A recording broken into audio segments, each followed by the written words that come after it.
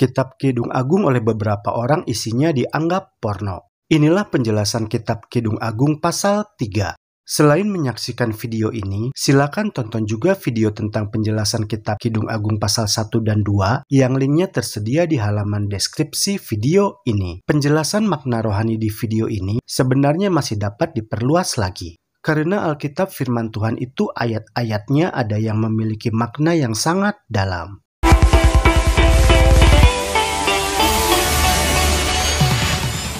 Kitab Kidung Agung pasal 3 adalah menuliskan kebanggaan mempelai terhadap pasangannya masing-masing, yang berarti bahwa mempelai menghargai anugerah Allah atas diri dan keluarganya. Dan itu bukan berarti menutup mata pada kelemahan pasangan kita, melainkan membuka mata kepada proses pembentukan yang Allah sedang kerjakan atas pasangan kita. Sebagaimana Kristus mengasihi dan mempersunting jemaatnya sebagai mempelai wanita pada waktu kedatangannya kedua kali.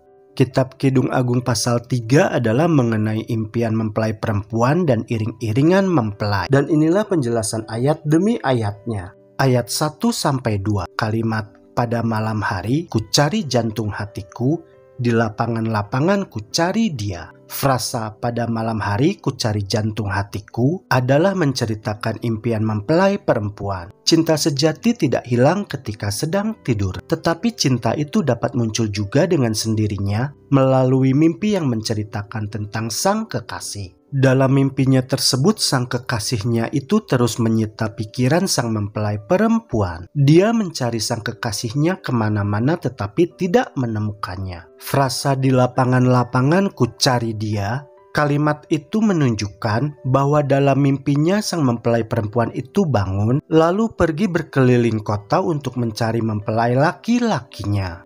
Ayat 3, kalimat peronda-peronda kota. Dalam pencariannya tersebut, sang mempelai perempuan bertemu dengan orang lain, lalu bertanya tentang keberadaan sang kekasih laki-lakinya. Ayat 4, kalimat kutemui jantung hatiku, bahwa dalam mimpinya kerinduan sang gadis akan kekasihnya tersebut mencapai titik klimaks, yaitu dengan dipertemukannya dengan sang kekasih, lalu dibawa pulang ke kamar ibunya sendiri. Kata kamar di sini adalah berbicara tentang keintiman, dan itu pastinya satu hal yang suci bagi perempuan muda itu. Tindakannya dengan membawa mempelai laki-laki ke sana adalah menunjukkan kelembutan kasih sayangnya kepada dia. Ayat 5, kalimat jangan membangkitkan cinta sebelum diingininya.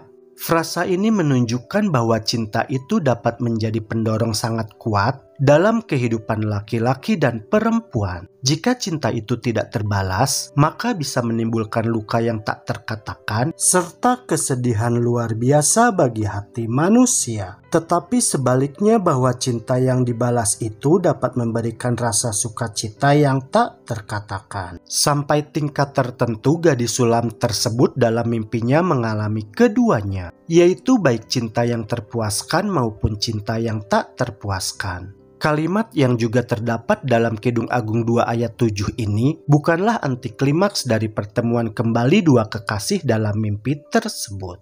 Melainkan hal itu merupakan pengakuan mengenai fakta bahwa cinta itu dapat menimbulkan akibat. Maka timbulnya keinginan hubungan intim itu harus dihadapi dengan sangat hati-hati dan tidak boleh dibangkitkan sebelum saatnya yang tepat. Ayat 6, kalimat apakah itu, padang gurun, gumpalan-gumpalan, mur dan kemenyan dan bau segala macam serbuk wangi dari pedagang. Kalimat apakah itu adalah menunjukkan bahwa pasal 3 ini dimulai dengan berbicara tentang iring-iringan mempelai yang terjadi dalam ayat 11. Kata padang gurun mungkin melukiskan tentang daerah pedalaman yang terbuka dan berbeda dengan desa-desa atau kota-kota yang berpenghuni. Kalimat gumpalan-gumpalan asap adalah menunjukkan bahwa selama berlangsungnya iring-iringan itu, banyak dupa harum yang dibakar. Hal itu menandakan bahwa betapa mewahnya iring-iringan tersebut. Kalimat mur dan kemenyan dan bau segala macam serbuk wangi dari pedagang, itu semua adalah menunjukkan tentang keagungan dan pentingnya apa yang tampak muncul dari padang gurun tersebut. Ayat 7, kalimat lihat itulah Joli Salomo, adalah menceritakan tentang kedatangan iring-iringan kedua mempelai. Iring-iringan tersebut menunjukkan tentang martabat agung sang raja yang diperlihatkan melalui tandunya yang dikawal oleh para prajurit yang gagah di antara orang-orang Israel terbaik.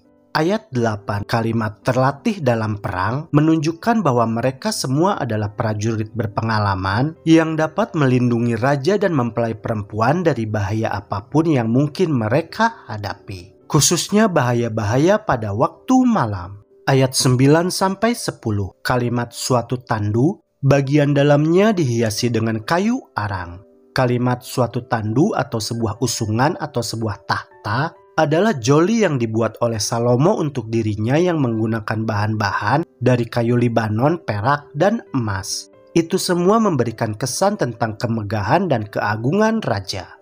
Kalimat bagian dalamnya dihiasi dengan kayu arang adalah menunjukkan bahwa putri-putri Yerusalem rupanya memberikan bahan untuk menghiasi bagian dalam tandu sang raja. Hal itu dilakukan untuk menunjukkan kecintaan mereka kepada sang raja. Ayat 11, kalimat tengoklah Raja Salomo dengan mahkota menunjukkan bahwa meskipun dalam ayat tersebut tidak menyebut secara eksplisit bahwa mempelai perempuan tidak ada di sana, tetapi faktanya Salomo mengenakan mahkota yang diberikan ibunya kepadanya. Jadi hal itu dapat disimpulkan bahwa mempelai perempuan duduk mendampinginya di atas tempat duduk raja. Kesimpulan dan pelajaran berharga dari kitab Kidung Agung pasal 3 ini adalah sebagai berikut. 1.